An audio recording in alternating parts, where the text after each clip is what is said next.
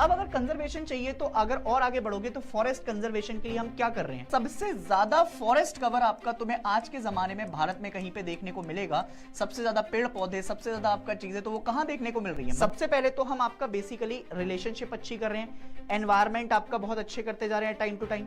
यहां पर जो तुम्हें अन्नामलाई हिल्स दिखेंगी तमिलनाडु वाली साइड में आपका कनेक्टेड है, और उसके अलावा पलानी हिल्स जो कि बहुत फेमस है आपका कहां पर, तो उन इलाकों में तुमको ये कंडीशन समझ में आएंगी कि कैसे अलग अलग इलाके के अंदर अलग अलग फॉरेस्ट कवर आपका कवर होता हुआ जा रहा है। और इंडिया डिस्पाइट बीइंग बहुत बड़ा होने के कारण, अलग अलग डिस्ट्रीब्यूटेड होने के कारण, वो कनेक्टेड है आपका अलग अलग बायोडाइवर्सिटी के साथ। पहली कैटेगरी आती है अर्बन फॉरेस्ट्री, दूसरी आती है रूरल फॉरेस्ट्री, और तीसरी आती है बहुत ही कॉमन टाइप ऑफ वेजिटेशन है। कहां कहां पर दिखाई दे सकती है, एक तो सदर्न पार्ट ऑफ राजस्थान, क्यों तो 30 डिग्री से और आपका 37 डिग्री की तरफ तुम जब जा रहे हो लैटिट्यूड वाइज, तो ये क्या है, ज्योग्राफी वाले आ गए हुए। क्या हालचाल है सभी के, मैं अभिषेक पांडे स्वागत करता हूं आपका इस बहुत ही बेहतरीन से प्लेटफॉर्म पर जिसका नाम है नेक्स्ट टॉपर ह्यूमैनिटीज, और यहां हम देश का भविष्य बनाते हैं। तो भाई तुम देश का भविष्य हो ही, और अब देश के भविष्य का इतना लंबा सफर तय हो चुका है कि वो आखिरी चैप्टर की तरफ आ चुका है अब।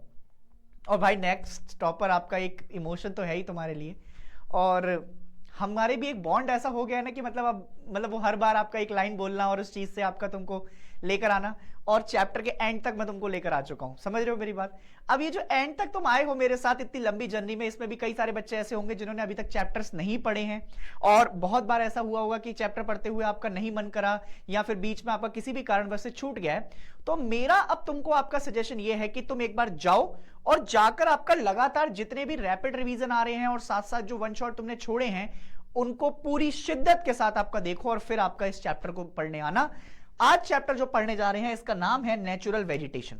देखो भाई, ये जो चैप्टर है ना, ये तुमको पूरी तरीके से आपका ये समझाएगा कि आज देश में कहां पर क्या क्या मिलने वाला है, कहां पर कैसे कैसे आपका कौन कौन से फॉरेस्ट हैं, कितने तरीके के फॉरेस्ट होते हैं, उन फॉरेस्ट को आपका अपन समझते हुए चलेंगे, ठीक है।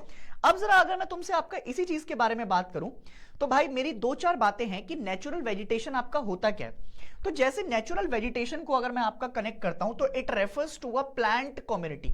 अब प्लांट कम्युनिटी कैसी है, ऐसे आपका प्लांट कम्युनिटी जो कि आपका बहुत लंबे समय से, जिनको हमने बहुत पीछे छोड़ दिया या जो अनडिस्ट्रीब्यूटेड आपका रह गए हैं, so as to allow its individual species to adjust themselves to climate and soil condition। अब देखो होता क्या है, जैसे एग्जांपल के तौर पर मान लो कोई प्लांट है, समझ रहे हो मेरी बात। अब ये प्लांट आपका क्या करेगा, इस प्लांट के लिए आपका दो कंडीशन रिक्वायर्ड होती हैं। कौन कौन सी कंडीशन रिक्वायर्ड होती हैं, एक तो होती है सॉइल की कंडीशन, समझ गए मेरी बात, और दूसरी सॉइल के अलावा जो आपका कंडीशन रिक्वायर्ड होती है वो होती है आपकी क्लाइमेट। अगर ये कोई भी प्लांट है और वो अपने आप को इन दो कंडीशन के अंदर आपका फुलफिल कर लेता है, तो ईमानदारी की बात कुछ ऐसी है कि ये क्या कर पाएगा, ये आपका प्रॉपर तरीके से तुमको ग्रो करके आपका निकल कर आ पाएगा, ठीक है सर। अब जैसे तुम ये देख रहे हो आपका बढ़िया बढ़िया पिक्चरें और पानी आपका आ रहा है, यहां से पीछे झरने आ रहे हैं, मजा मस्त। So India basically is a land of what? It is a great variety of natural vegetation। तुम अगर आपका देखोगे तो जैसे एग्जांपल के तौर पर मैं तुमको अलग अलग जगह लेके चलता हूं। जैसे मान लो कि ये आपका प्यारा भारत, और इस प्यारे भारत में आपका बिल्कुल एकदम मध्य में जो इसका दिल है उसको कहते हैं एमपी, मध्य प्रदेश। और सबसे ज्यादा फॉरेस्ट कवर आपका तुम्हें आज के जमाने में भारत में कहीं पे देखने को मिलेगा, सबसे ज्यादा पेड़ पौधे, सबसे ज्यादा आपका चीजें, तो वो कहां देखने को मिल रही है, मध्य प्रदेश में।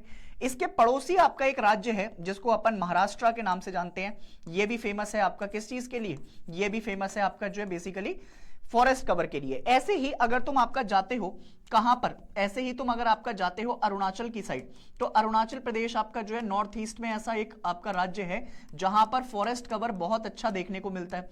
तो अगर तुम आपका डिफरेंट डिफरेंट इलाके कवर करते हुए आ रहे हो तो उन इलाकों में तुमको ये कंडीशन समझ में आएंगी कि कैसे अलग अलग इलाके के अंदर अलग अलग फॉरेस्ट कवर आपका कवर होता हुआ जा रहा है। और इंडिया डिस्पाइट बीइंग बहुत बड़ा होने के कारण, अलग अलग डिस्ट्रीब्यूटेड होने के कारण, वो कनेक्टेड है आपका अलग अलग बायोडाइवर्सिटी के साथ। So the Himalayas height are marked with the temperate vegetation। अब तुम्हें ये बात तो समझ में आ रही होगी ना कि टेम्परेट वेजिटेशन क्यों कह रहा हूं मैं, बिल्कुल समझ में आनी चाहिए मेरे हिसाब से अब तक तो, क्योंकि अब अगर आपका ये बात समझ में नहीं आ रही है तो भाई बहुत लोचा हो चुका है, फिर तुम बहुत पीछे रह चुके हो। ये है लगभग आपका 23 डिग्री एंड हाफ, समझ रहे हो मेरी बात, और 23 डिग्री एंड हाफ से ऊपर जाओगे तो आपका 30 डिग्री तक। अब इंडिया आपका जो एक्सटेंशन इंडिया का कहां तक एक्सटेंड लाई कर रहा है? तो इंडिया का जो एक्सटेंशन है ये आपका लाई करता है 37 डिग्री तक, 37.6 डिग्री तक आपका लाई कर रहा है। तो 30 डिग्री से और आपका 37 डिग्री की तरफ तुम जब जा रहे हो लैटिट्यूड वाइज, तो ये क्या है? ये आपका टेम्परेट रीजन है। कौन सा रीजन है? टेम्परेट रीजन है। टेम्परेट को हिंदी में क्या कहते हैं? शीतोष्ण कहा जाता है। तो ये वाला जो रीजन है हिमालयास का, ये हिमालयन रीजन आपका क्या कवर कर रहा है? ये तुम्हें आपका टेम्परेट जो वेजिटेशन है उसको कवर कर दे रहा है। मेरे हिसाब से आपका ये बात समझ में आ गई होगी। और इससे नीचे वाले जो आपका 30 डिग्री से नीचे वाले हैं, 30 डिग्री से आपका जितने भी नीचे वाले हैं, ये कौन सी वेजिटेशन है? तो ये है सर आपका ट्रॉपिकल वेजिटेशन। कौन सी वेजिटेशन है? तो इसको अपन कहते हैं ट्रॉपिकल वेजिटेशन के नाम से आपका जाना जाता है। आई होप इतनी बात क्लियर है, बहुत बढ़िया। अब अगर इतनी बात आपका समझ में आ गई है तो और आगे बढ़ो। अब देखो इसके अलावा जो वेस्टर्न घाट है, वेस्टर्न घाट कहां दिखाई दे रहे हैं सर?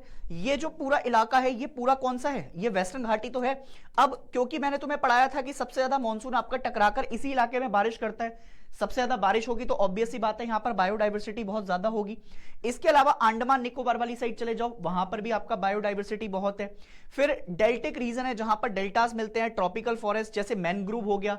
मैनग्रूव के अलावा डेजर्ट वाली साइड जाओगे, सेमी एरिड वाली साइड, तो वहां पर आपका कुछ अलग तरीके से प्लांट है।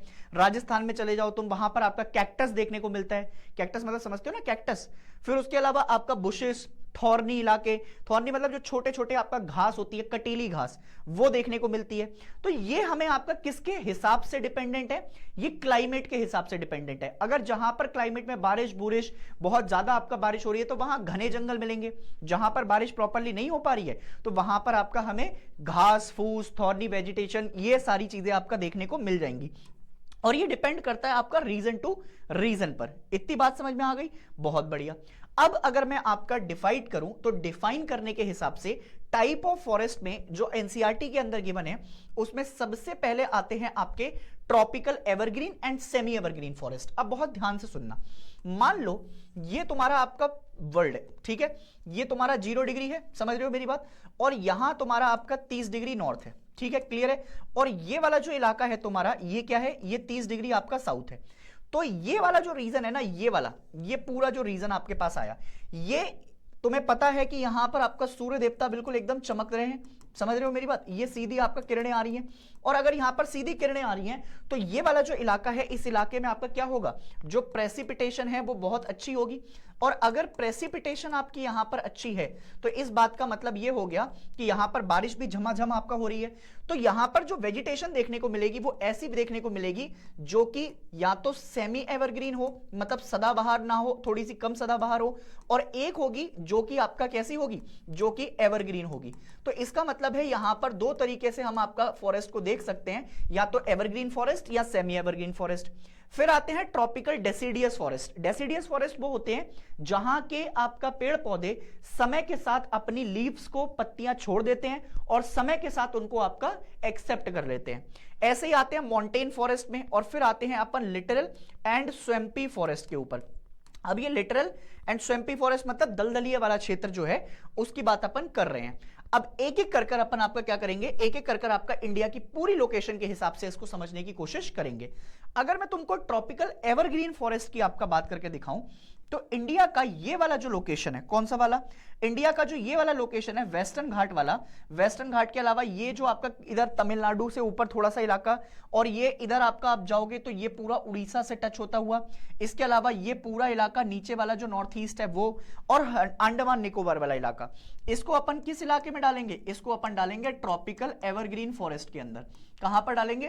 ट्रॉपिकल एवरग्रीन फॉरेस्ट के अंदर आपका इसको डाल देंगे।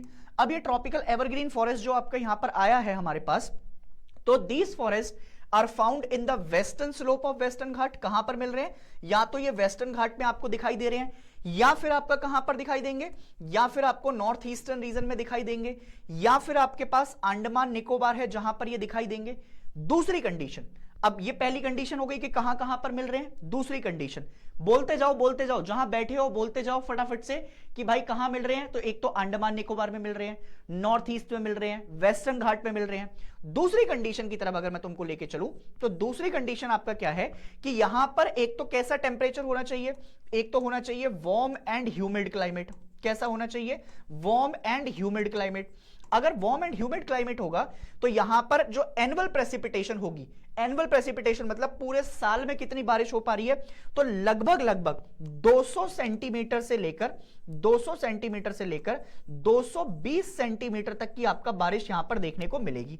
तो पहली कंडीशन क्या हो गई, कहां मिल रहे हैं। दूसरी कंडीशन में क्या है, एक तो warm and humid type of climate मिल रहा है, और कितने डिग्री प्रेसिपिटेशन आपका देखने को मिल रही है, तो 200 सेंटीमीटर से लेकर और 220 डिग्री सेल्सियस तक आपका जो है बेसिकली यहां पर टेंपरेचर, मतलब 22 डिग्री टेंपरेचर पर आपका आप बात कर सकते हैं। अगर टेंपरेचर की बात करें तो टेंपरेचर कितना हो जाएगा, टेंपरेचर लगभग आपका 22 डिग्री सेल्सियस तक आप देख सकते हो इन वाले इलाकों में। Tropical evergreen forest are well stratified. अब स्ट्रेटिफाइड का मतलब समझते हो, जब भी शब्द आपका स्ट्रेटा लिखा हुआ मिले, स्ट्रेटा का मतलब होता है लेयर फॉर्मेशन। कैसे फॉर्मेशन होता है, लेयर वाइज फॉर्मेशन। तो इसका मतलब है कि ये जो आपका फॉरेस्ट तुमको मिलेंगे ये बिल्कुल प्रॉपर्ली आपका स्ट्रेटिफाइड है एंड बहुत ही ज्यादा एक के ऊपर एक लेयर बिल्कुल एक दूसरे से क्लोजली आपका बंद होंगे। And they are covered with shrubs and creepers with short structure trees followed by tall variety of trees। तो बहुत सारे आपका बड़े बड़े पेड़ मिलेंगे तुम्हें इसमें, और बड़े बड़े के साथ आपका जो छोटी छोटी आपका श्रब्स होंगे वो एक दूसरे से आपका कनेक्टेड यहां पर देखने को मिलेंगे। In this forest trees reaches great height up to 60 metre तक की हाइट पर आपका ये जा सकते हैं। अब तुम सोचो कि किसी इलाके में तुम आपका ब्राजील में पहुंच गए या फिर तुम आपका ऐसे बिल्कुल एकदम अमेज़न के जंगलों में पहुंच गए और वहां तुम देख रहे हो जंगल ऊपर से आपका जाते हुए और 60-60 मीटर के तुम्हें पेड़ दिखाई दे रहे हैं। भाई साहब माहौल देख रहे हो तुम, पूरा मूवमेंट है भाई, मूवमेंट है बिल्कुल है। अब देखो इसके अलावा, so there is no definite time for trees to shed their leaves. अब बारिश लगातार पड़ी जा रही है तो बारिश पड़ेगी तो आपका उनको टाइम ही कम मिल रहा है कि वो अपनी आपका लीव्स छोड़े या कुछ छोड़े, और फिर फ्लावर्स और जो फ्रूटेशंस है वगैरह वो भी आपका यहां पर देखने को मिलेंगे। As such these forest appear green.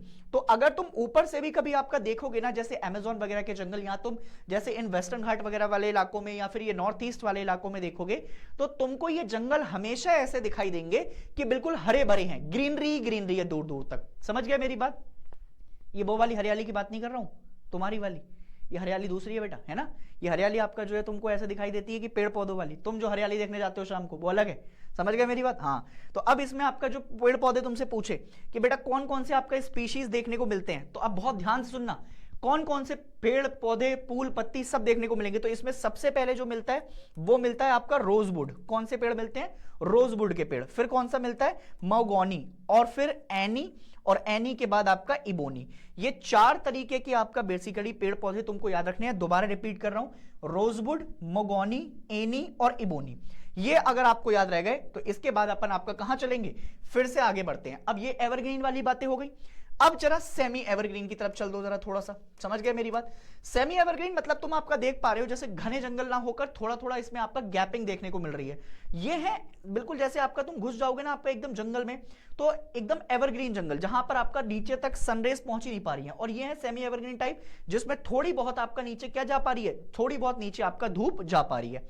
अब जैसे सेमी एवरग्रीन फॉरेस्ट को आपका तुम जाओगे तो वहां पर कंपैरेटिव टू एवरग्रीन फॉरेस्ट जो रेन है वो क्या हो जाएगी, थोड़ी सी लेस हो जाएगी। अब एक जगह 200 सेंटीमीटर बारिश पड़ रही थी तो कितनी कम हो जाएगी, 180 से 200 सेंटीमीटर की बारिश ले लो, इतने बीच में आपका बारिश पड़ जाएगी। अब होगा क्या कि ये जो less rainy part of these regions हैं, such forest have a mixture of evergreen and moist deciduous. अब ये क्या होता है, जैसे कोई इंसान अगर आपका जैसे तुम हो, तुम ना तो आपका डॉक्टर बन पाए ना इंजीनियर बन पाए, फिर ना तुम आपका जो किसी और लॉ में जा पा रहे हो ना कहीं जा पा रहे हो, तो तुमने आपका क्या करा, मिक्सचर बना लिया। जैसे एक आपका खच्चर होता है, खच्चर आपका क्या है, घोड़े और गधे का मिक्सचर है। समझ गए मेरी बात। तो ऐसे ही जो ये सेमी एवरग्रीन फॉरेस्ट है, ये एवरग्रीन फॉरेस्ट का और मॉइस्ट डेसिडियस फॉरेस्ट का आपका क्या है, एग्जाम्पल है। Undergrowing climbers provide an evergreen character of this forest. अब इसमें कौन कौन सी आपका स्पीशीज हैं, जैसे एग्जांपल के तौर पर एक तो सीडार है, फिर हॉलॉक है और फिर केल है।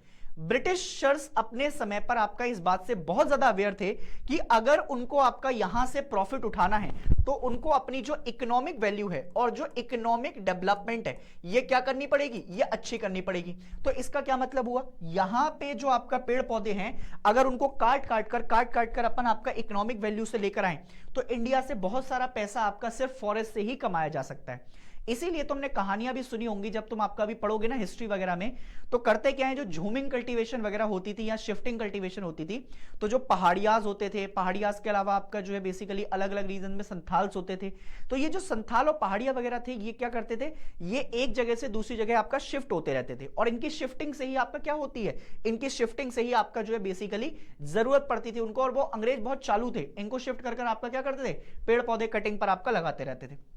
तो उन्होंने क्या किया, उन्होंने इनका एक्सप्लॉइटेशन करना शुरू कर दिया। सो स्ट्रक्चर जो था पूरा का पूरा, जो एक अच्छा इलाके हुआ करते थे, उनका पूरा स्ट्रक्चर समय के साथ क्या हो गया, चेंज हो गया। अब जैसे तुम देखोगे तो यहां पर एक फॉरेस्ट मिलता है जिसको ओक फॉरेस्ट कहते हैं। Oak forest in Garhwal and Kumaon were replaced by pine. अब देखो होता क्या था कि जैसे अंग्रेजों के समय से आपका तुम देखोगे तो अगर तुम उत्तराखंड में जाते हो, समझ रहे हो कहां जाते हो तुम, उत्तराखंड में, तो उत्तराखंड आपका दो पार्ट्स में डिवाइडेड है। उत्तराखंड आपका दो पार्ट में डिवाइडेड है। एक कौन सा इलाका है, एक है आपका कुमाऊं, और एक दूसरा कौन सा है, एक दूसरा है आपका गढ़वाल। अब होता क्या था कि यहां पर ना आपका जो बेसिकली ओक के पेड़ बहुत ज्यादा लगते थे, ओक आपका ट्रीज होते हैं, और इनका पूरा पूरा आपका एक फॉरेस्ट एरिया होता था।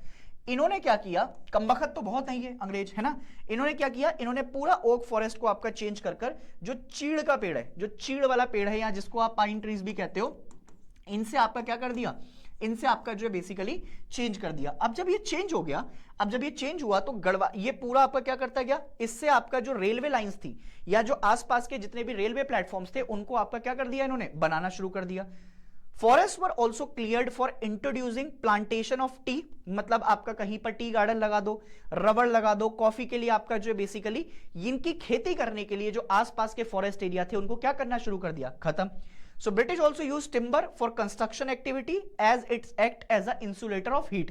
तुम्हें एक बात पता है कि जितना भी उत्तराखंड वाले इलाके, हिमाचल प्रदेश वाले इलाके हैं, वहां पर ठंड आपका कंपैरेटिवली ज्यादा होती है, तो ये जो घर बनाते थे वो लकड़ी के घर बनाते थे। अब वो जो लकड़ी के घर होते हैं, जो बेसिकली टिम्बर की लकड़ी होती है, वो क्या काम करती है, वो गर्म रखने का काम करती है घर को, तो एक तरीके से जो इंसुलेटर ऑफ हीट है वो यहां पर प्रोवाइड हो जाती थी। So the protectional use of forest was thus replaced by commercial use. तो पहले तो अपन इसको किसके लिए इस्तेमाल करते थे, फॉरेस्ट के लिए, कि जंगल से चलो आपका लकड़ी काट लाए, कुछ आपका घर में कमा लिया या घर में बना लिया। अब वो धीरे धीरे कर आपका किसके यूज में हो गया, वो फिर कमर्शियल यूज में आने लग गया।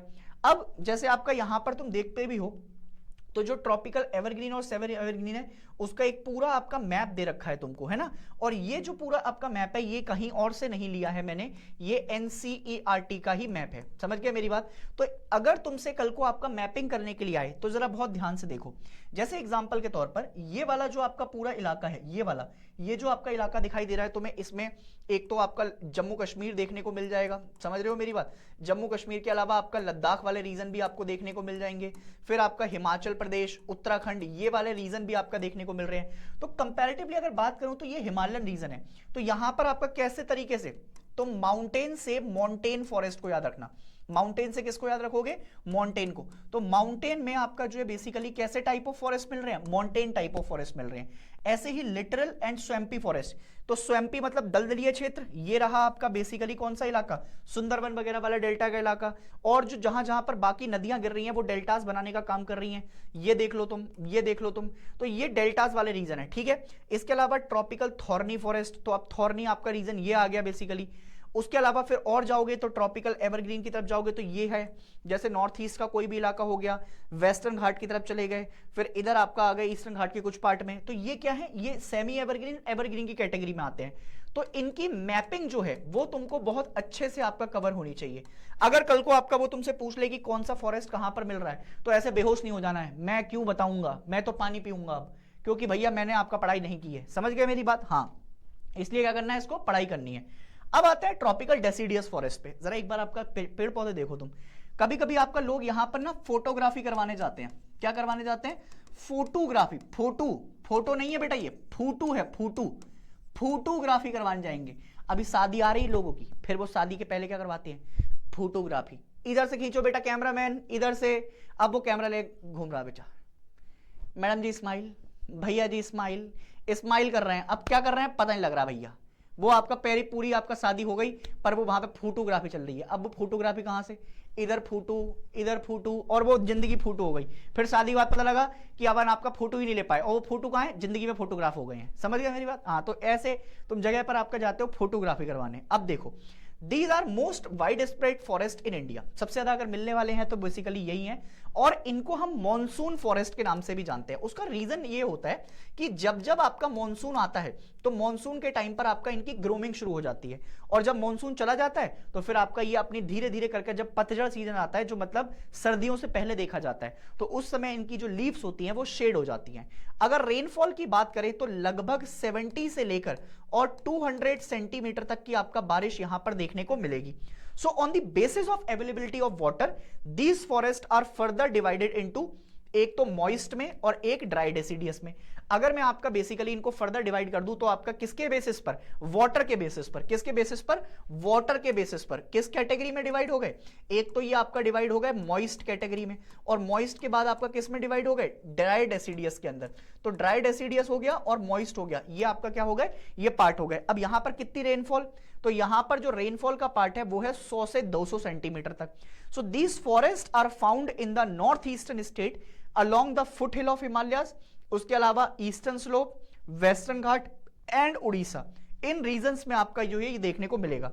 मैं बेटा इंपॉर्टेंट मार्क कर रहा हूं इसको, समझ रहे हो? क्योंकि होगा क्या कि तुम्हारे एग्जाम में आपका ये देखा जा सकता है पेपर में। क्लियर? अब कौन कौन से पेड़ मिलेंगे? टीक मिल सकता है, एक साल का पेड़ होता है वो मिलता है, शीशम की लकड़ी होती है, हुर्रा होता है, महुआ होता है, आंवला, सैमुल, कुसुम का भी पेड़ होता है। कुसुम ये वो नहीं है भैया जो कुसुम आपका तुमने देखी थी पिक्चर में, नहीं, ये दूसरी है। सैंडलवुड हो गया, चंदन की लकड़ी। ये मेन स्पीशीज हैं जो कि आपका यहां पर दिखाई देती हैं। अब आते हैं और आगे, तो ड्राई डेसिडियस की तरफ चलते हैं। ड्राई डेसिडियस जो है वो बेसिकली आपका वास्ट एरिया कवर कर रहा है। तो यहां पर रेनफॉल तुम्हें मैंने बता दिया 70 से लगभग 100 की तरफ। अब वाटर मार्जिन है तो it has a transition moist deciduous, while on the dryer margin it has thorny forest. जहां पर आपका पानी मिलेगा तो वहां पर थोड़ा गीलापन होगा, तो गीलापन होगा तो कैसा? मॉइस्ट। और अगर जहां पर आपका पानी नहीं है तो वहां पर आपका कटीले पेड़, जंगल। So these are found are in the rainier area of peninsular and the plains of Uttar Pradesh. अब बार बार बता के थक गया हूं, फिर से बताऊंगा क्योंकि मेरा काम है। ये है पेनिसुलर इंडिया, और फिर उत्तर प्रदेश के आपका जो प्लेन वाले इलाके हैं वो have a parkland landscape with the open stretch in teak. अब यहां पर एक कौन सा पेड़ मिल रहा है? टीक का मिल रहा है, इंपॉर्टेंट मार्क कर दिया है। Interspread with the patches of grass are common. यहां पर जो आपका बेसिकली ग्रास मिल रहे हैं वो कैसी है? कॉमन है। As the dry season begin, जैसे जैसे आपका जो है गर्मी का सीजन, ड्राइनेस आती है, फिर ट्री क्या करेंगी? अब विंटर की तरफ आपका तुम जाओगे तो विंटर्स की तरफ आते आते जो पेड़ हैं वो अपने आपका कैसे होने लग जाएंगे? वो नेकेड होने लग जाएंगे। फिर वो आपका क्या होता जाता है? एकदम सारे पेड़ आपका जो है क्या हो गए? बिल्कुल एकदम पतझड़ टाइप। सो यहां पर कौन कौन से पेड़? एक तो तेंदू, पलास, आमटास, बेल, खैर, एक्सिलवुड, ये सारे आपका पेड़ दिखाई देते हैं, और ये बहुत ही कॉमन टाइप ऑफ वेजिटेशन है। कहां कहां पर दिखाई दे सकती है? एक तो सदर्न पार्ट ऑफ राजस्थान। क्यों? क्योंकि राजस्थान वाले इलाके में आपका ऐसी वेजिटेशन, एंड मोस्टली आपका यहां पर जो बारिश है वो बारिश आपका बहुत कम देखने को मिलेगी। तो ये कैसा हो जाएगा? Very scanty due to low rainfall and overgrazing. ठीक है, अब उसके बाद आते हैं अपन थॉर्नी टाइप ऑफ फॉरेस्ट पे। थॉर्नी मतलब जैसे कटीले टाइप जो होते हैं। तो कटीले में आपका क्या होगा? अब अगर कहां, जहां पर बारिश ही कम हो रही है, जहां पर बारिश 50 सेंटीमीटर से भी कम है, तो इसका मतलब वहां पर आपका ऐसे कैक्टस जैसे कटीले क्षेत्र वाले आपका जो है क्या मिलेंगे? कटीले क्षेत्र वाले आपका जो है बेसिकली पेड़ पौधे देखने को मिलेंगे।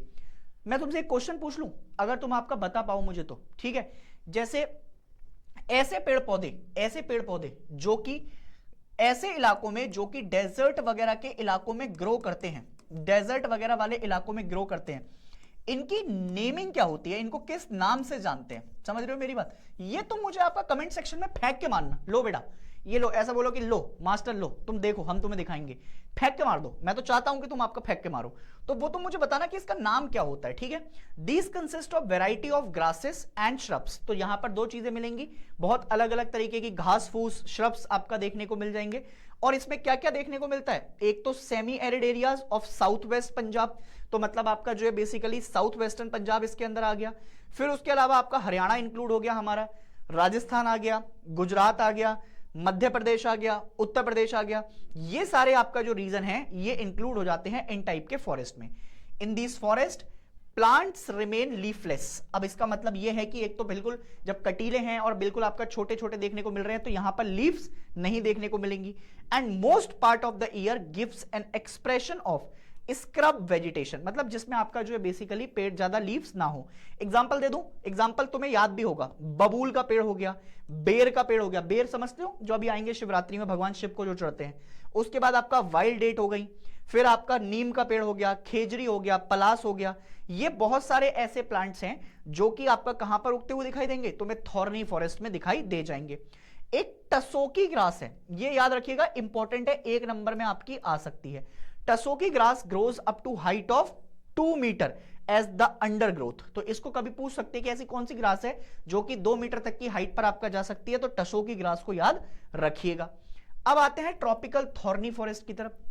अब जैसे थॉर्नी फॉरेस्ट की तरफ गए तो Himalayan ranges shows a succession of vegetation. अब यहां पर आपका देखने को मिलेगी मोस्टली, अगर आप देखोगे तो मैंने तुम्हें आपका क्लाइमेट वाले चैप्टर में कॉपन क्लासिफिकेशन के अंदर तुंद्रा टाइप ऑफ वेजिटेशन आपका पढ़ाई थी, याद है क्या तुम्हें? तो जो तुंद्रा टाइप ऑफ वेजिटेशन होती है वो इसी आपका बेसिकली फॉरेस्ट से एसोसिएटेड है, और ये किसके ऊपर आपका डिपेंडेंट होगी, तो ये ऑल्टीट्यूड के बेसिस पर आपका डिपेंडेंट हो जाएगी।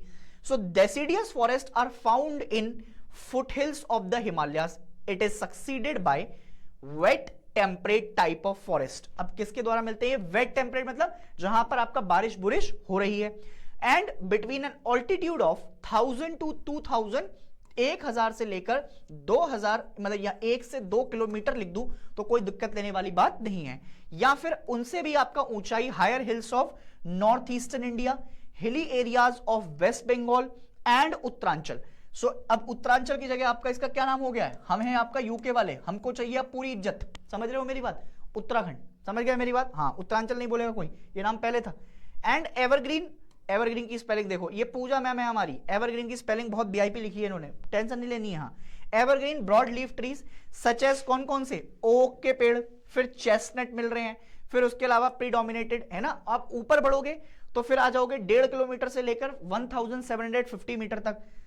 पाइन फॉरेस्ट आपका मिलते हैं जो कि बहुत ज्यादा डेवलप्ड होते हैं। फिर उसके अलावा आपका चीर पाइन, उसके अलावा आपका बेसिकली ये किस चीज के लिए फेमस है? तो ये कमर्शियल ट्री के लिए फेमस होते हैं, इससे हम आपका बहुत सारे जितने भी फर्नीचर वगैरह हैं वो सारी चीजें आपका बना सकते हैं। अब जैसे देवदार हो गया, देवदार is a high valued endemic species. Endemic समझते हो? जो वहीं पर आपका क्या हो, उगती हो और वहां पर आपका देखने को मिलती हो। तो देवदार आपका एक ऐसी स्पीशी है जो कि western part of Himalayan ranges में आपका एंडेमिक है, मतलब वहीं पर आपका ज्यादा देखी जाती है। सो देवदार is a durable would. Durable मतलब ऐसा होता है कि अगर आपने इससे कोई फर्नीचर बनवा लिया तो वो टिकेगा, अनटिल एंड अनलेस तुम बहुत ही आपका बिल्कुल एकदम बकैती के मूड में हो और तुम उस पर कूद रहे हो, तुम्हारे घर में आपका जो है भाई साहब 2-4 तुमने हाथी लाके उस पर ना बैठा दिए, या फिर भारी भारी लोग आपका जो है 6-7 उस पर कबड्डी ना खेल लें, तब तक ये टिकी रहेगी। नहीं तो भाई साहब आपका कमर्शियल काम इसका ठीक ठाक है, कंस्ट्रक्शन जो कर रहे हो इससे वो भी सही सही चल जाएगा, ठीक है। अब आते हैं थॉर्नी फॉरेस्ट की तरफ। अब थॉर्नी फॉरेस्ट में आजकल एक बहुत बढ़िया आपका बेसिकली अब चीजें हो रही हैं। मैं ये जो लिख रहा हूं ये सिर्फ चिनार का पेड़ है, इसको अगर किसी ने कुछ और पढ़ा, अगर तुमने कुछ और पढ़ा तो मैं बहुत मारूंगा। ये चिनार है बेटा, चिनार, समझ गए मेरी बात? हाँ, कुछ नहीं पढ़ना है, और ये चिनार ही है। और एक है वॉलनट, समझ गए? हाँ, वॉलनट है। हंसेगा कोई नहीं, ये जो हंस रहे हैं आपका यहाँ बैठ के, मैं मारूंगा बेटा अभी, है ना? बिल्कुल नहीं हंसना। यहाँ देखो, चिनार है बेटा ये, ठीक है, CHINAR। एक वॉलनट है। ये कहां सस्टेन करते हैं? तो भैया ये तो आपका कश्मीर में मिलेंगे, और कश्मीर में आपका जो है हैंडीक्राफ्ट वगैरह भी आपका मिल ही रहा है इनसे, समझ गए? अब हैंडीक्राफ्ट से क्या कर रहे हैं? ये बना रहे हैं आपका भाई साहब पेड़ पौधे। तुम क्या कह रहे हो? चिनार से कौन सा आपका पेड़ पौधे, मतलब क्या बनाना चाह रहे हो तुम? हैंडीक्राफ्ट सब बन जाएगा बेटा, जो तुम बनाना चाहो, ठीक है। इसके अलावा एक आते हैं ब्लू पाइन की तरफ। Blue pine and spruce appear at the altitude of 2225 से लेकर 3048 मीटर तक। कहां पर मिल रहे हैं? तो टेम्परेट ग्रासलैंड आपका बहुत फेमस है इसके लिए, और इसके अलावा higher reaches then in a transition to alpine forest. Alpine forest कहां पर? मोस्टली आपका जो हिमालयन रीजन है उसमें अल्पाइन टाइप ऑफ फॉरेस्ट दिखाई देगा। सिल्वर फर्स, जिनिपर्स, पाइन्स, बर्च, रोडोडेंड्रन्स, ये सारे आपका तरीके के पेड़ पौधे तुमको दिखाई देंगे। इट अकर्स बिटवीन 3000 से लेकर 4000 मीटर के बीच में। However, these pasture are used extensively for किसके लिए? ट्रांस ह्यूमन्स बाय ट्राइब्स जो मोस्टली आपका यहां पर जैसे जम्मू कश्मीर वगैरह में जाओगे तो वहां पर अलग अलग ट्राइब्स जैसे गुज्जर हो गए, फिर आपका हिमाचल प्रदेश में आपका बक्करवाल्स आपका देखने को मिलेंगे, फिर उत्तराखंड में भौटियाज हैं, फिर गद्दीज हैं, है ना, ये अलग अलग जगह आपका जो दिखाई देते हैं। तो ये क्या करते हैं, ये इनका इस्तेमाल करते हैं, इनको बनाने में आपका इस्तेमाल करते हैं। बहुत सारे हैंडीक्राफ्ट हैं जो कि ये ट्राइब्स आपका टाइम टू टाइम बनाते रहते हैं, और इनका आजकल बहुत ज्यादा प्रमोशन भी कर रही है भारत सरकार। क्या करती है कि इनको लेकर एक जगह से दूसरी जगह आपका पहुंचाती है। Southern slope of the Himalayan carry a thicker vegetation cover because of relatively higher precipitation than the drier north-facing slope. At higher altitude, moisses, lichens form the part of tundra vegetation. तो अब इस पे क्या मिलता है, इस पे आपका मोस्टली तुंद्रा वेजिटेशन निकल कर आएगी।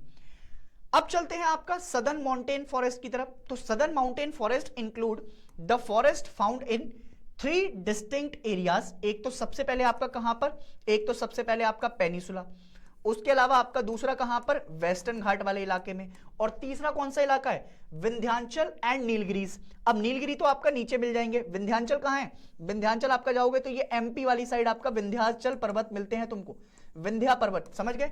तो ये पूरा इलाका जो आपका मिलता है ये कवर है सदर्न माउंटेन वाले आपका पोर्शन से। As they are closer to the tropics, tropics के पास है, ऑब्वियस सी बात है क्योंकि ट्रॉपिकल रीजन में आते हैं। Only 1500 metre above the sea level the vegetation is temperate in the higher region. समझ गया मेरी बात। अब होता क्या है कि जैसे सब ट्रॉपिकल रीजन में जाओगे और लोअर रीजन में जाओगे वेस्टर्न घाट के, स्पेशली बात कर रहा हूं केरला, तमिलनाडु एंड कर्नाटका वाले रीजन की, तो यहां पर आपका तुमको वैसी ही वेजिटेशन कुछ कुछ मिलेगी जैसे टेम्परेट वाले आपका इलाकों में तुमको देखने को मिलेगी। अब जैसे तुम आपका आते हो तो इधर जैसे कर्नाटका और केरला वाली साइड तुम जाओगे तो मैंने तुम्हें एक टाइप ऑफ फॉरेस्ट पढ़ाए थे जो कि टेम्परेट फॉरेस्ट की कैटेगरी में ही आते हैं, इनको कहते हैं शोलाज। ये कहां मिलेंगे, ये नीलगिरी में पाए जाते हैं, नीलगिरी हिल्स पे, ठीक है ना। ये नीलगिरी आपका वही जगह है जहां पर वेस्टर्न घाट और ईस्टर्न घाट दोनों ऐसे आते हुए मिलते हैं, वेस्टर्न घाट और eastern Ghat. And Nilgiri biosphere reserve is the oldest biosphere reserve in India. तो नीलगिरी बायोस्फीयर रिजर्व भी है और ऐसे पहाड़ हैं जहां पर वेस्टर्न घाट और ईस्टर्न घाट दोनों आपका मिलते हुए तुमको दिखाई देंगे। क्लियर इतनी बात। अब सुनो, ये जो सोलाज हैं ये बेसिकली आपका कनेक्टेड किससे हैं, नीलगिरी से। यहां पर जो तुम्हें अन्नामलाई हिल्स दिखेंगी तमिलनाडु वाली साइड में आपका कनेक्टेड है, और उसके अलावा पलानी हिल्स जो कि बहुत फेमस है आपका कहां पर, ये दोनों तरफ आपको वैसे तो तमिलनाडु वाली साइड दिखाई देती है, पलानी हिल्स भी includes magnolia, laurel, cinchona and wattle. तो ये सारे आपका तरीके के क्या दिखाई दे रहे हैं यहां पर आपका पेड़ पौधे दिखाई दे रहे हैं। Such forest are also found in Satpura and Maikal ranges. अब तुम मुझसे क्वेश्चन पूछोगे कि सतपुरा और मैकाल रेंजेस कहां हैं, तो बच्चा जानता है कि अभी अगर तुमको आपका बोल दूं मैं कि ये आपका रहा, तो एक तो आपका यहां पर एमपी के अंदर ही आपको कौन सी रेंजेस हैं, विंध्याचल, फिर उसके बाद आपका जो है कौन सी आती हैं, फिर आपके पास आ जाती हैं सतपुरा। तो ये दोनों जो आपका पार्ट हैं, ये जो दोनों पार्ट हैं, ये दोनों किसका पार्ट है, एमपी का। और इसके अलावा एक जो आपको मैकाल रेंजेस हैं, ये मैकाल रेंजेस भी कहां पर दिखाई देंगी, ये भी मध्य प्रदेश में ही दिखाई देंगी। क्लियर है इतनी बात। अब ये मैकाल रेंजेस भी आपको दिख गई। आगे बढ़े, चलो भैया बहुत बढ़िया। अब आते हैं लिटरल टाइप ऑफ फॉरेस्ट की तरफ। लिटरल टाइप पे चलें। अब लिटरल टाइप ऐसे आपका जो है बेसिकली तुम्हें दिखाई देंगे बड़े बड़े आपका जगह पेड़ पौधे, और जड़ें इनकी आपका क्या होंगी, बहुत ही फैली हुई और बड़ी बड़ी। ये मोस्टली आपका जो इलाका है ये वेटलैंड हैबिटेट को आपका डिनोट करता है। लगभग 70% का जो इलाका है comprises area under paddy cultivation, ठीक है। और टोटल एरिया ऑफ वेटलैंड कितना आता है, 3.9 मिलियन हेक्टेयर। वेटलैंड ना आपका बेसिकली ऐसी बहुत सारी साइट्स हैं जिसको हम करते हैं कि ऐसे इलाके जहां पर बहुत सारे लगभग 20,000 से ज्यादा स्पीशीज को प्रोटेक्ट कर दिखाएं।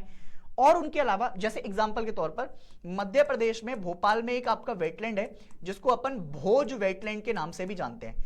यह आपका इलाका है वेटलैंड का, और वेटलैंड ना आपका बहुत सारी स्पीशीज के प्रोटेक्शन को काम करते हैं। India has a highest number of basically इस टाइम पर, अगर मैं पूरे इलाके में आस पड़ोस में जितने भी उसकी कंट्रीज है उनके बारे में बात करूं तो इनमें सबसे ज्यादा अगर वेटलैंड किसी के पास है तो वो हमारे पास ही है। और अगर स्टेट वाइज बात करें तो तमिलनाडु आपका लीडिंग पे रहता है। अगर तुमसे पूछूं कि वेटलैंड डे मनाया कब जाता है, तो वेटलैंड डे हर साल 2 फरवरी को आपका मनाया जाता है। इसकी जो भी थीम होती है वो पेपर्स में आपका बहुत बार पूछी भी जाती है, और इसके अलावा दो इंपॉर्टेंट साइट है, एक तो चिलिका लेक है जो कि आपका सॉल्ट वाटर लेक है, उड़ीसा में मिलती है, और उसके अलावा केओलादेव नेशनल पार्क जो कि आपको भरतपुर राजस्थान में मिलता है। ये दोनों ऐसी इंपॉर्टेंट साइट हैं जो कि कहां पर देखने को मिलेंगी, वेटलैंड के पार्ट में देखने को मिलेंगी। एक और चीज, वेटलैंड के अंदर भी हम आपका क्या करते हैं, वेटलैंड के अंदर भी हायर प्रोटेक्शन देने का काम करते हैं। ये दोनों उसी में आपका पहले आया करती थी, अभी भी आपका और भी बहुत सारी साइट्स हैं, है ना। और इनको बचाने का काम कौन करता है, convention of wetland of international important, जो कि आपका एक जगह हुआ था, रामसर कन्वेंशन। रामसन जो शहर है ये कहां पर है, ईरान के अंदर। अब ईरान में आपका ये मीटिंग हुई थी, तो इसी के तौर पर आपका क्या नाम रख दिया, रामसर कन्वेंशन के नाम से जाना गया। क्लियर इतनी बात। अगर मैं कंट्री के पूरे वेटलैंड को आपका डिस्ट्रीब्यूट कर दूं तो वो लगभग आपका 8 कैटेगरी में हमने डिवाइड किया है। सबसे पहले कौन कौन से इलाकों को आपका वेटलैंड घोषित किया जा सकता है, सबसे पहले आते हैं रेजरवायर ऑफ डेक्कन प्लेट्यू। समझ गए मेरी बात, ये जो पूरा डेक्कन प्लेट्यू के आपका रेजरवायर्स हैं, और इनके साथ साथ south together with the lagoons, lagoon समझ गए, लगून लेक्स आपका मैंने तुमको पढ़ाई है, तो लगून मिल गया, and the wetland of south western coast. इनमें हम आपका पहली कैटेगरी डिनोट कर सकते हैं वेटलैंड से। दूसरा, vast saline expenses of Rajasthan, उसके अलावा सलिनिटी आपका गुजरात में देखने को मिलेगी, एंड गल्फ ऑफ कच्छ वाले इलाके में। तो गुजरात में भी बहुत सारे आपका वेटलैंड, और राजस्थान में मैंने तुम्हें अभी बताया केओलादेव। इसके अलावा fresh water lake and reservoir from Gujarat. इसके अलावा ईस्टवर्ड थ्रू राजस्थान, जिसमें केओलादेव नेशनल पार्क आ गया, मध्य प्रदेश भी आ गया, ये भी आपका वेटलैंड के इलाके में। फिर आते हैं डेल्टा वेटलैंड एंड लगून्स, जो कि आपका उड़ीसा के आसपास, जिसमें आपका चिलिका लेक आ गई। फिर आते हैं fresh water marshes of Gangetic plain, जो गंगा के मैदानी क्षेत्र के आसपास हैं। इसके अलावा और कहां बढ़ोगे, फिर आते हैं flood plains of Bharat Brahmaputra और marshy and swampy in the hills of north east India and Himalayan foothills. फिर आते हैं लेक्स और रिवर जो कि माउंटेन रीजन में दिखाई देती हैं, जैसे लद्दाख वाली साइड में आपका 2 लेक तुम्हें देखने को मिलेंगी, एक मिलती है सो मोरेरी और एक मिलती है तुमको आपका कौन सी, एक मिलती है तुमको सोकर। समझ गए, यहां पर आपका बूलर लेक हो गई। क्लियर है इतनी बात, तो ये सारे आपका देखने को मिलेंगे तुम्हें। एंड फिर आते हैं mangrove forest and other wetland of island arcs of Andaman and Nicobar island. अब तुम देखोगे तो अभी इंडिया के आपका पास टोटल 85 रामसर साइट हैं, जो अभी 3 नई मेजरली जोड़ी गई हैं। उसमें एक है नंजानारायण वर्ल्ड सेंचुरी, जो कि आपको आगे देखोगे तो एक मिलती है तुमको कजुवेली वर्ल्ड सेंचुरी। ये दोनों कहां पर हैं, ये दोनों तमिलनाडु में दिखाई देंगी। और उसके बाद एक है तवा रिजर्वायर। तवा रिजर्वायर कहां पर है, तो तवा रिजर्वायर आपको दिखाई देगा मध्य प्रदेश में, क्योंकि तवा एक आपका क्या है, तवा एक आपका बेसिकली हमारी रिवर भी है। तो ये तवा वाला रिजर्वायर कौन सी वाली कैटेगरी में, इसमें रिजर्वायर है ना, मध्य प्रदेश वाली कैटेगरी, तो ये आ गया 3rd कैटेगरी के अंदर। लाइव एग्जांपल भी हो गया। तो ये क्या है, ये आपका बेसिकली कवर्स हैं, जिसके थ्रू हम आपका यूनिकनेस के तौर पर जो चीजें खत्म होती जा रही हैं, जैसे बहुत सारे हमारे आपका लेक्स, फिर आपका आसपास में आपका रिजर्वायर्स, ये धीरे धीरे कर आपका पानी खत्म होता जा रहा है, और उनके साथ साथ जो बहुत सारे उन पे पक्षी या फिर जानवर डिपेंडेंट हैं वो भी खत्म होते जा रहे हैं, इसलिए इनको प्रोटेक्ट करना बहुत ज्यादा जरूरी भी है। अब आते हैं आपका कहां पर, मैनग्रोव्स पर। Mangroves grows along the coast in the salt marshes, tidal creeks, mud flats and estuaries, ये भी आपका जो है बेसिकली मैनग्रोव से ही एसोसिएटेड है। टाइडल क्रीक्स वगैरह जो बेसिकली आपका टाइड से रिलेटेड आपका यहां पर देखने को मिलेंगे, जो रोकते हैं उसके बहाव को। मड फ्लैट्स मतलब आपका मिट्टी के जो बहुत बड़े बड़े आपका दलदलीय क्षेत्र। एस्चुरीज जहां पर नदी का आपका जो है मीठा पानी और समुद्र का खारा पानी दोनों मिलेंगे, वहां पर एस्चुरीज बनते हुए दिखाई देंगी। They consist of number of salt tolerant species of plant, जैसे एक पेड़ है सुंदरी ट्री, जो कि तुम्हें सुंदरवन में ही दिखाई देगा और कहीं दिखाई नहीं देता है। Criss crossed by creeks of stagnant water, the tidal flows these forest give shelter to a wide variety of birds. बहुत सारे आपका बर्ड्स आते हैं दूर दूर से, जो कि यहां पर आकर क्या लेते हैं, प्रोटेक्शन लेते हैं। इंडिया के अंदर बात करें तो mangrove forest spread over 6740 square kilometre is 7% of world's mangrove forest. This is huge, कि पूरी दुनिया का 7% मैनग्रोव में सिर्फ भारत ही कवर करके रख रहा है। इसके अलावा अगर तुम जाओगे तो अंडमान निकोबार में भी आपका हाईली डेवलप्ड है, सुंदरवन ऑफ वेस्ट बंगाल। इसके अलावा और आगे बढ़ोगे तो महानदी डेल्टा, गोदावरी डेल्टा और कृष्णा डेल्टा, ये भी आपका रीजंस हैं जो कि इन इलाकों में आपका क्या कर रहे हैं, कवर करके बैठे हैं। These forests too are being encroached upon and hence need conservation। तो मोस्टली इनकी इंक्रोचिंग होती रहती है और समय समय पर इनको क्या चाहिए, समय समय पर इनको कंजर्वेशन चाहिए होता है। अब अगर कंजर्वेशन चाहिए तो अगर और आगे बढ़ोगे तो फॉरेस्ट कंजर्वेशन के लिए हम क्या कर रहे हैं, सबसे पहले तो हम आपका बेसिकली रिलेशनशिप अच्छी कर रहे हैं, एनवायरमेंट आपका बहुत अच्छे करते जा रहे हैं टाइम टू टाइम। इसके अलावा अगर हम देखें तो हमारे डायरेक्ट और इनडायरेक्ट आपका जो हमारी इकोनॉमी है, जो हमारी सोसाइटी है, उनको हमें डेवलप्ड करना है। कंजर्वेशन के लिए यह भी बहुत इंपॉर्टेंट है कि इसमें ह्यूमन काइंड अपनी अवेयरनेस को फैलाए और इनके सर्वाइवल के लिए काम करे आगे आकर। गवर्नमेंट ऑफ इंडिया ने भी आपका प्रपोज किया है nation wide forest conservation policy. ये पॉलिसी कब आई थी, ये पॉलिसी फॉरेस्ट पॉलिसी इन 1952 जो आई थी, ये वही है। और उसके बाद इसको मॉडिफाई किया गया 1988 के अंदर और ये कंटिन्यूएशन में है। इसके बाद फिर न्यू फॉरेस्ट पॉलिसी आती गई और ये न्यू फॉरेस्ट पॉलिसी गवर्नमेंट आपका एम्फेसाइज करती रहती है समय समय पर, जिससे हम ऐसे पेड़ आपका बनाकर रखें जो कि सस्टेनेबल हो। सस्टेनेबल का मतलब है अगर हम विकास कर रहे हैं तो ऐसा विकास ना हो कि एक बार विकास कर लिया फिर विकास करने के बाद सब कुछ खत्म। सस्टेनेबल होना चाहिए, सस्टेन करे ओवर द टाइम पीरियड, है ना। उसके अलावा अगर तुम देखोगे तो ये इलाके बहुत ज्यादा एक्सपेंड कर रहे हैं and needs local people on the other.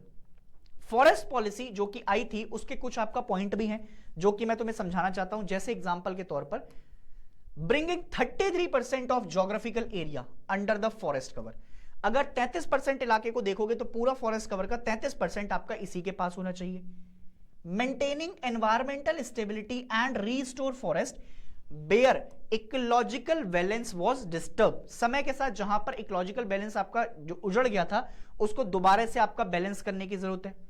इसके अलावा ऐसी साइट जो कि हमारे नेचुरल हेरिटेज का हिस्सा है, उन नेचुरल हेरिटेज को आपका क्या करना है, कंजर्व करना है। Biological diversity and genetic pool को आपका क्या करना है, सही करना है। Checks soil erosion, extension of desert land and reduction of flood, इनको भी आपका क्या करना है, समय समय पर आपका रोकने के लिए काम करना है। हमें पूरे इंडिया के अंदर जितना भी हमारा फॉरेस्ट कवर है उसको और बढ़ाना है, टोटल फॉरेस्ट कवर को। And soil forestry, social forestry and afforestation degraded land को आपका क्या करना है, खत्म करना है समय के साथ, मतलब इसको भी प्रोटेक्शन देनी है। Increasing the productivity of forest, समय समय पर जो आपका फॉरेस्ट है उसकी प्रोडक्टिविटी को इंप्रूव करना है। और पेड़ जैसे टिम्बर हो गया, फ्यूल हो गया, फॉडर हो गया, इन सब के लिए रूरल पॉपुलेशन में जो जो आपका डिपेंडेंसी है उसको क्या करना है, सही करना है। Creating a massive people movement involving women to encourage planting. जैसे तुमने आपका देखा भी होगा कि तुम्हें कई सारे आपका मूवमेंट देखने को मिले होंगे। क्या तुम मुझे किसी ऐसे मूवमेंट का नाम बता सकते हो जो कि उत्तराखंड में चलाया गया था? चलो मैं ही बताता हूं। चिपको मूवमेंट के बारे में सुना है तुमने? चिपको मूवमेंट आपका एक ऐसा मूवमेंट था जो कि बेसिकली इसी से एसोसिएटेड था, जिसमें विमेंस का पार्टिसिपेशन हो, उनको लगाव हो अपने पेड़ पौधों से, आसपास की जमीन से आपका प्यार हो। तो ऐसे मूवमेंट आपका जो है क्या करेंगे, इनहेंस करेंगे हमारी फॉरेस्ट पॉलिसी को। अगर फॉरेस्ट लैंड लाइफ की बात करें तो जैसे ट्राइबल पीपल हैं, उनका तो आपका घर ही हमारा क्या होता है, उनका तो घर ही फॉरेस्ट होता है। उनकी लाइवलीहुड, उसके अलावा उनकी एग्जिस्टेंस, उसके अलावा उनका जो फूड है, फूड के अलावा आपका उनके जो फ्रूट्स हैं, इसके अलावा आपका जो एडिबल ऑयल्स आता है, हनी, ये बाकी सारी चीजें आपका किसके ऊपर डिपेंडेंट है, इसी फॉरेस्ट के ऊपर आपका डिपेंडेंट है। और यही उनकी आपका इकोनॉमी को बढ़ावा देती है। इवन उनकी इकोनॉमी को नहीं, देश की इकोनॉमी को भी आपका बढ़ावा देती है। इसके अलावा हाउसेस भी आपका बेसिकली अलग अलग तरीके से बनाए जाते हैं। इनकी इकोनॉमिक इंपॉर्टेंस ट्राइबल इकोनॉमी को भी आपका क्या करती है, बढ़ावा देती है। और यहीं से एक टर्म यूज होता है जिसको हम कहते हैं tribal economy. Commonly believe that the tribal communities live in harmony with nature and protect forest। अगर तुम देखोगे तो ये जो लोग हैं वो क्या करते हैं, ये आपका बेसिकली फॉरेस्ट को प्रोटेक्ट करते हैं, ट्राइबल इलाकों को आपका जो प्रोटेक्ट करते हैं और उनकी डेवलपमेंट आपका जो है टाइम टू टाइम पर होती जाती है। अब जैसे सोशल फॉरेस्ट्री की बात करें तो सोशल फॉरेस्ट्री का मतलब होता है management and protection of forest and afforestation on barren land. Barren मतलब समझते हो, बैरन का मतलब होता है बंजर जमीन। कैसी जमीन होती है, बंजर जमीन होती है। With the purpose of helping in the environmental, social and rural development. तो इसके लिए एक आपका कमीशन सेटअप किया गया था जिसको हम कहते हैं नेशनल कमीशन ऑन एग्रीकल्चर, जो कि 1976 के अंदर स्टैब्लिश किया गया था। Has classified social forestry into 3 category. कौन कौन सी कैटेगरी है? पहली कैटेगरी आती है अर्बन फॉरेस्ट्री, दूसरी आती है रूरल फॉरेस्ट्री और तीसरी आती है फार्म फॉरेस्ट्री। दोबारा से लिख के देता हूं, पहली कौन सी है अर्बन फॉरेस्ट्री, दूसरी कौन सी है रूरल फॉरेस्ट्री और तीसरी कौन सी है, तीसरी है आपकी फार्म फॉरेस्ट्री। अगर ये तीनों आपका तुम्हारे समझ में आ गई, so the trees on public and privately own lands in on around urban centre. तो यहां के जितने भी अर्बन सेंटर्स हैं उनके आसपास हमको क्या पेड़ पौधे लगाने चाहिए, ग्रीन बेल्ट आपका डेवलप करनी चाहिए, पार्क्स वगैरह डेवलप करने चाहिए, industrial and commercial green belt आपका बनानी चाहिए, जहां पर इंडस्ट्रीज है उनके आसपास बहुत सारे आपका पेड़ पौधे लगा दो जिससे ग्रीन बेल्ट डेवलप हो पाए। रूरल फॉरेस्ट को आपका क्या करना चाहिए, एग्रो फॉरेस्ट्री को आपका बढ़ावा देना चाहिए और एक कम्युनिटी होनी चाहिए जो कि आपका क्या करे, उसको बढ़ावा दे। एग्रो फॉरेस्ट्री क्या करेगी, एग्रो फॉरेस्ट्री आपका लोगों को अवेयरनेस फैलाएगी जिससे जो आसपास के आपका ट्रीज हैं, जो उनकी एग्रीकल्चर है उसको क्या मिले, उसको आपका प्रमोशन मिले। लैंड आपका जहां पर वेस्ट पैचेस हैं उसको दोबारा से आपका क्या कर सकें, दोबारा से बना सकें। It combines forestry with the agriculture, forest और एग्रीकल्चर दोनों को आपका क्या कर दो, मिला दो। जहां पर तुम एग्रीकल्चर कर रहे हो उसमें आपका पेड़ पौधे लगा दो, ठीक है। Altering the simultaneous production of fodder, fuel, timber and fruits. ये जो पूरी कम्युनिटी है फॉरेस्ट की, ये क्या इन्वॉल्व करती है, जैसे आपका तुम देखोगे तो इससे जो आपका टेंपल लैंड है उसके आसपास विलेजेस के अंदर होती है, रोड साइड होते हैं, कैनाल बैंक हो गए, स्ट्रिप्स हो गए, रेलवे लाइंस हो गए, स्कूल्स हो गए, इनमें आपका डेवलपमेंट हो पाएगी। And community forestry programme aims at providing benefit of community as a whole.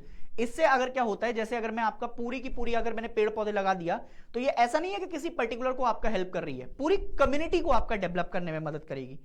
Community forestry provides a means under which the people landless class can associate themselves in tree raising and thus get those benefit which otherwise are restricted for landowners।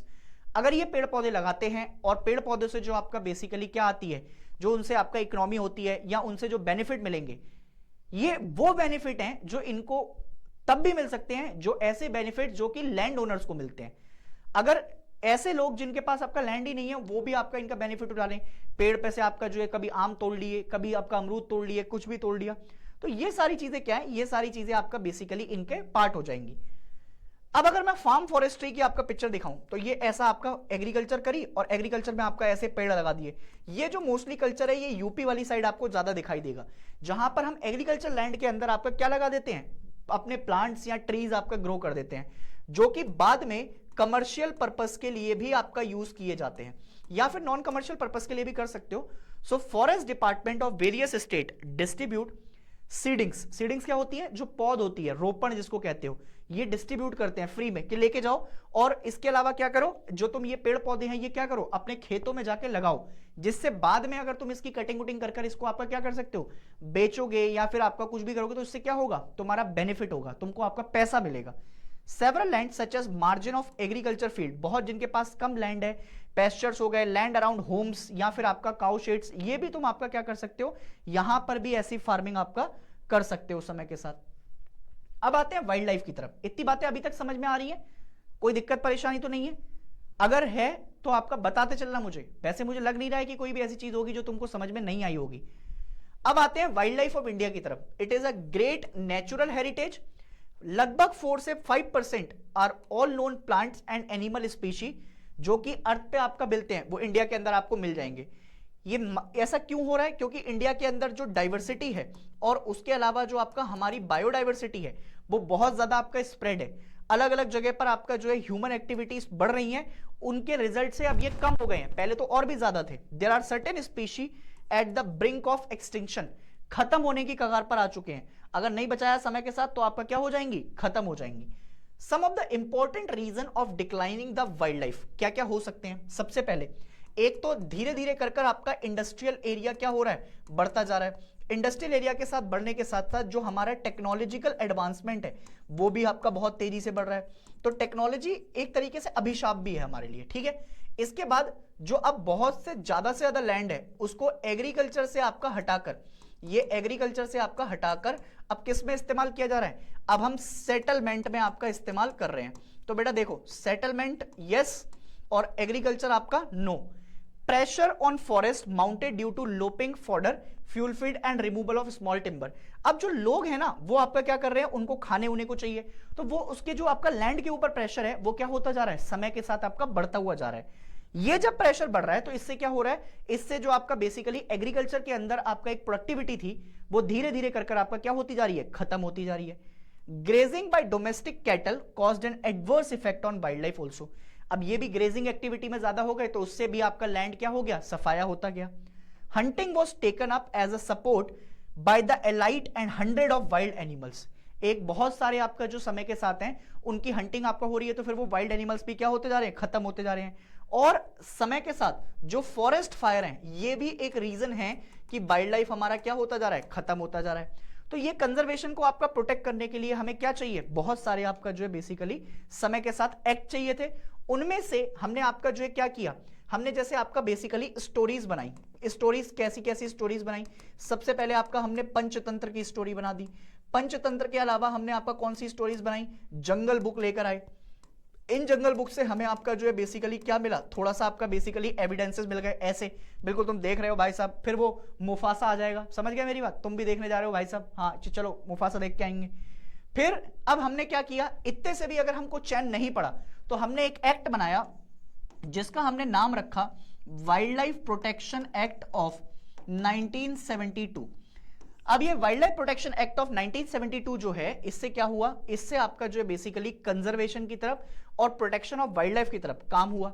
अब इसके दो main objective थे। पहला क्या, to provide protection to the endangered species, ऐसी स्पीशी जो कि आप खतरे की घंटी पर हैं, जिनकी आपका घंटी कभी भी बच सकती है, एक्सटिंक्ट हो सकते हैं, उनको प्रोटेक्ट करना है। और दूसरा, to provide legal support to the conservation area of the country, जिसमें हम आपका डिस्ट्रीब्यूट करेंगे, एक तो नेशनल पार्क्स हो गए, फिर एस्चुरीज हो गई, फिर बायोस्फीयर रिजर्व हो गए, ये सारे इलाकों को आपका बेसिकली प्रोटेक्शन देंगे। This act has comprehensively amended in 1991। उससे क्या हुआ कि अगर अब तुम आपका, पहले तो आपका क्या था कि रेस्ट्रिक्शन ही लगाए थे, सिर्फ पनिशमेंट नहीं दे रहे थे। अब अगर तुम इसमें कोई भी आपका छेड़खानी करते हो तो तुम पनिशमेंट के भी भागीदार बनोगे। इसके अलावा अगर तुम देखते हो तो conservation of endangered species of wild animal को भी बचाया गया। अब जैसे हमारे यहां आपका लगभग 103 के करीब आपका नेशनल पार्क है, बढ़ गए अब तो, और उसके अलावा लगभग 563 वाइल्ड लाइफ सेंचुरी कंट्री के अंदर है, जिससे हम क्या करते हैं, जिससे हम आपका बेसिकली इनको प्रोटेक्शन देते हैं। Wild life conservation has a very large ambit, है ना, और ह्यूमन काइंड को आपका जो बेसिकली इंगेज ना हो सके उसमें, उनको बचाने के लिए ये कॉन्ट्रीब्यूशन है। अब धीरे धीरे कर आपका बहुत सारी ऐसी भी जगह हैं जिसमें हम यूनेस्को, बायोस्फीयर रिजर्व, ये सारी चीजें आपका लेकर आते हैं। अगर तुम देखोगे तो मैं तुम्हें बहुत सारी ऐसी जगह दिखा सकता हूं, जैसे लगभग आपका यहां पर 18 बायोस्फीयर रिजर्व है हमारे पास, समझ गए मेरी बात। इनमें से सबसे पहले सुनते चलना बहुत बहुत ध्यान से, पहला है नीलगिरी बायोस्फीयर रिजर्व। ये जो इलाका कवर करता है ये केरला और कर्नाटका वाला कवर करता है, ठीक है। फिर आते हैं नंदा देवी, ये उत्तराखंड में आता है। नौक्रेक, ठीक है, ये नौक्रेक कहां पर मिलेगा, ये मिलेगा तुमको मेघालय वाले इलाके में, ठीक है, मेघालय के अंदर आपका आ जाएगा। फिर आते हैं मानस नेशनल पार्क पर, ये मिलेगा तुमको असम के अंदर। सुंदरबन ये मिलेगा तुमको वेस्ट बंगाल में। गल्फ ऑफ मन्नार तमिलनाडु वाली side. Great Nicobar Andaman and Nicobar में। सिंपली पाल नेशनल पार्क पता है तुमको कहां मिलेगा, उड़ीसा के अंदर। फिर आते हैं डिब्रू साइकोबा। डिब्रू साइकोबा जाओगे तो आपको ये दिखाई देगा किधर, ये दिखाई देगा असम के अंदर, समझ गए, असम के अंदर दिखाई देगा। फिर आते हैं दिहांग दिवांग की तरफ, कहां दिखाई देगा, अरुणाचल प्रदेश के अंदर। अरुणाचल प्रदेश के अलावा पंचमढ़ी, ये आपको कहां दिखाई देगा, ये दिखाई देता है आपका मध्य प्रदेश के अंदर। फिर आते हैं कंचनजंगा के अंदर, ये कहां दिखाई देगी, सिक्किम के अंदर। अगस्त्य मलाई याद करने की जरूरत ही नहीं है, सीधे कहां चले जाओ, तमिलनाडु और केरला से एसोसिएटेड हो जाओ। फिर आते हैं अचनकमर अमरकंटक, ये आपका दिखाई देगा किधर, ये दिखाई देगा एमपी वाली साइड, और कुछ कुछ इलाका इसका छत्तीसगढ़ से भी एसोसिएटेड है। फिर आते हैं कच्छ की साइड, कच्छ मतलब गुजरात। फिर कोल्ड डेजर्ट मतलब लद्दाख। शेषचल्लम वाली साइड आपका दिखाई देगी आंध्र प्रदेश। और फिर आते हैं पन्ना टाइगर रिजर्व वगैरह, पन्ना के जो पार्क है ये दिखाई देंगे तुमको एमपी में। ये 18 बायोस्फीयर रिजर्व हैं और इनका एक एक इलाका जो कंजर्व है वो इनके साथ आपका बहुत सारे कन्वर्टेड है। लास्ट जो बायोस्फीयर रिजर्व है वो 2011 में पन्ना बायोस्फीयर रिजर्व को आपका बनाया गया था।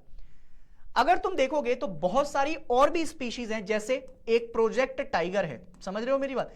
इस प्रोजेक्ट टाइगर को 1973 में भारत सरकार ने चलाया था। एक प्रोजेक्ट एलिफेंट है जो कि 1992 में आया था। ये इसलिए बनाए गए हैं ताकि जो आपका पॉपुलेशन है उनकी पॉपुलेशन को बचा सके। जैसे टाइगर एक समय पर बिल्कुल खत्म होने के कगार पर आ गए थे, अब इनको इकोलॉजिकल आपका बैलेंस करना है और उनके हैबिटेट को बचाना है, तो क्या करना पड़ेगा, ऐसे कुछ आपका प्रोजेक्ट चलाने पड़ेंगे। जैसे अभी भारत सरकार आपका स्नो लेपर्ड को बचाने के लिए एक प्रोजेक्ट चलाती है जिसको कहते हैं हिम तेंदुआ। समझ गए मेरी बात? इससे क्या होगा, इससे आपका प्रोटेक्शन मिल पाएगी उसको। और टाइगर की पॉपुलेशन को अगर तुम देखोगे तो आज के समय ये बढ़कर बहुत ज्यादा अच्छी हो चुकी है। लगभग जैसे तुम 2016 के 6 के अंदर देखोगे तो पहले आपका जो है इतनी होती थी, अब जैसे 2020 में आओगे तो 2967 पॉपुलेशन हो गई है 1400 से, 600 से आपका ज्यादा, ये सॉरी लगभग 1400 से ज्यादा की आपका पॉपुलेशन, डबल पॉपुलेशन कर दी। अब इसका फायदा भी हुआ, क्यों? क्योंकि अगर हम ऐसा नहीं करते तो ये खत्म हो जाते। ऐसे ही बहुत सारे प्रोजेक्ट चलाए हैं। एक है प्रोजेक्ट हंगुल।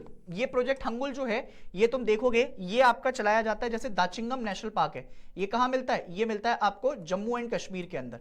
तो जम्मू कश्मीर में आपका दाचिंगम नेशनल पार्क में ये हंगुल आपका जो है बेसिकली आपका एनिमल भी है वहां का। और फिर ऐसे ही आपका मस्क डियर है ना, ये कई सारे प्रोजेक्ट हैं जो भारत सरकार आपका चला रही है। बायोस्फीयर क्या है, बहुत ही यूनिक रिप्रेजेंटेशन है, ठीक है, बहुत सारे इलाकों में। जैसे तुम देखोगे तो यहां पर एक बढ़िया सा मैप भी लगा हुआ है, इसको भी प्लीज आपका क्या रखिएगा, एक बार देख लीजिएगा। 18 बायोस्फीयर रिजर्व है ना, और बहुत सारे आपका इनको रिकॉग्नाइज किए गए हैं यूनेस्को के द्वारा, ठीक है। और यूनेस्को अगर आपका रिप्रेजेंटेशन देता है तो उसमें दो चीजें होती हैं, एक तो कंजर्वेशन करना है उनका, और डेवलपमेंट से भी एसोसिएटेड ये होता है। अब अगर मैं तुम्हें आपका इस साल जो अभी हर साल आपका मैंने तुम्हें भी बताया ना फॉरेस्ट कवर आती है, तो एक 2021 में लास्ट आती है, हर 2 साल के बाद आपका फॉरेस्ट कवर रिपोर्ट आती है। अभी जो आपका करंट में आई है वो आई है 2023 की forest cover report. Total forest cover जो इंडिया के अंदर है वो है इतना 8 आपका 27357 स्क्वायर किलोमीटर। अगर मैं आपका कंपेयर करूं तो टोटल फॉरेस्ट कवर एरिया पहले आपका 2021 में जितना था उससे आपका क्या हुआ है, इंक्रीज हुआ है। अगर न्यू फॉरेस्ट कवर की बात करें तो लगभग देखोगे तो थोड़ा बहुत आपका इंक्रीज हुआ है, बहुत ज्यादा तो नहीं। और मैनग्रोव जो है, मैनग्रोव का जो कवर एरिया है वो धीरे धीरे क्या हो गया है, कम हो गया है। अगर मैं टॉप स्टेट विद लार्ज, अब देखो ये अगले 2 साल के लिए आपका वैलिड रहेंगी, तो जो बच्चे कंपटीशन की तैयारी भी कर रहे हैं उनके लिए भी आपका ये बेनिफिशियल है। Top state with largest forest cover area, area wise देखोगे तो एरिया वाइज में टॉप करता है एमपी, अरुणाचल प्रदेश नंबर 2 पर है और छत्तीसगढ़ नंबर 3 पर है। परसेंटेज वाइज देखोगे तो नंबर 1 पर है आपका लक्षद्वीप, नंबर 2 पर है मिजोरम और तीसरे नंबर पर आता है अंडमान एंड निकोबार। अगर मैं लार्जेस्ट ट्री कवर की बात करूं, ये फॉरेस्ट कवर है और ये ट्री कवर है, दोनों में अंतर है। अब ट्री कवर में एरिया वाइज अगर बात करें तो महाराष्ट्र टॉप पर है, उसमें नंबर 2 पर आपका राजस्थान और नंबर 3 पर आपका यूपी। अगर परसेंटेज वाइज बात करें तो नंबर 1 पर आपका लक्षद्वीप, नंबर 2 पर मिजोरम और नंबर 3 पर अंडमान एंड निकोबार। अगर मैं आपका बात करूं कि ऐसे स्टेट जो कि लार्जेस्ट ट्री कवर हैं, ट्री कवर के अलावा अभी आपका जो है बेसिकली फॉरेस्ट कवर और ट्री कवर दोनों होंगे, तो उसमें एक हो गया मध्य प्रदेश, फिर आ गया अरुणाचल प्रदेश, फिर आ गया Maharashtra. Percentage wise Lakshadweep, Mizoram and Andaman Nicobar. ऐसी आपका स्टेट जहां पर बेसिकली फॉरेस्ट कवर इंक्रीज हुआ है, तो नंबर 1 पर है छत्तीसगढ़, नंबर 2 पर है यूपी, नंबर 3 इज उड़ीसा, फिर आती है राजस्थान। और अगर कहीं पर डिक्रीज हुआ है तो वो हुआ है सबसे पहले एमपी, फिर कर्नाटका और फिर आपका लद्दाख। हमारा टारगेट ऐसा है कि लगभग 2.5 से लेकर 3 बिलियन टन आपका बेसिकली ट्रीज आपका लगाएंगे, तो इससे कार्बन जो इक्विवेलेंट है वो क्या हो जाएगा, कम हो जाएगा समय के साथ। क्लियर है? अब अगर ये चैप्टर आपका यहां पर खत्म हुआ है तो कुछ प्यारे प्यारे क्वेश्चन भी हैं तुम्हारे लिए। ऐसा वेजिटेशन जहां से आपका रबड़ बिलोंग करती है तो वो ट्रॉपिकल एवरग्रीन में दिखाई देगी। इसके अलावा चिंचोना ट्रीज आर फाउंड इन, कहां पर, ऐसे आपका जगह जहां पर 100 सेंटीमीटर से आपका ज्यादा बारिश हो रही है। In which one of the following state is Similipal biosphere reserve, अभी बताया था उड़ीसा में मिलेगा। इसके अलावा which term is used for virgin vegetation which have come from outside India are termed as exotic plant, तो इनको आपका क्या कहते हैं, इनको एक्सोटिक प्लांट की कैटेगरी में रखा गया है। Explain with the example how temperature can effect the type of vegetation, तो ये भी तुम अब आपका बता दोगे। इसके बाद एक क्वेश्चन है why does India possess a great variety of flora and fauna, तो एक तो सबसे पहले आता है सॉइल की वजह से और फिर आपका क्लाइमेटिक कंडीशन, ये दोनों बातें मैंने तुमको पहले लिख के बताई हैं। इसके अलावा सनलाइट भी इंडिया में अच्छी खासी है और प्रेसिपिटेशन भी आपका मॉनसून के ऊपर डिपेंडेंसी हमारी है। ऐसे कौन से 4 कैरेक्टरिस्टिक्स हैं जिसकी वजह से थॉर्नी फॉरेस्ट वाटर के अंदर दिखाई दे रहे हैं, मतलब थॉर्नी वाटर फॉरेस्ट आपका दिखाई पड़ते हैं। तो करेक्टरिस्टिक्स उनके आपका 4 यहां पर लिखे हुए हैं। फिर उसके अलावा mountainous area, there is a change in natural vegetation due to decrease in temperature, justify given example of different zone. ये भी एक अच्छा क्वेश्चन हो सकता है, बट उससे ज्यादा इंपॉर्टेंट क्वेश्चन आपका ये रहा, give any 3 step taken to government of India to protect flora and fauna. याद रखिए ये इंपॉर्टेंट क्वेश्चन है, आपके पेपर में आपका देखने को मिल सकता है। इसके अलावा how does forest play both a productive and protective role, तो वो प्रोटेक्टिव रोल दोनों आपका कहां पर लिखे हुए हैं, यहां पर लिखे हुए हैं। भाई अगर ये आपका कहानी तुमको समझ में आई हो तो अब यहां पर आपका जो क्या होती है, समापन होती है कहानी की। मैं उम्मीद करता हूं कि तुमको बहुत अच्छी आपका जो है चीजें समझ में आई होंगी और ये चैप्टर्स भी आपका क्लियर हुए होंगे। फिर भी कोई डाउट्स हो तो प्लीज पूछते रहिएगा, कमेंट सेक्शन में अपना जरूर प्यार दिखाइएगा। And ladies and gentleman, I believe in you, you are the only hope of your parents. Keep rocking, keep smiling, take care of yourself. I will meet you in the next chapter. तब तक के लिए जय हिंद।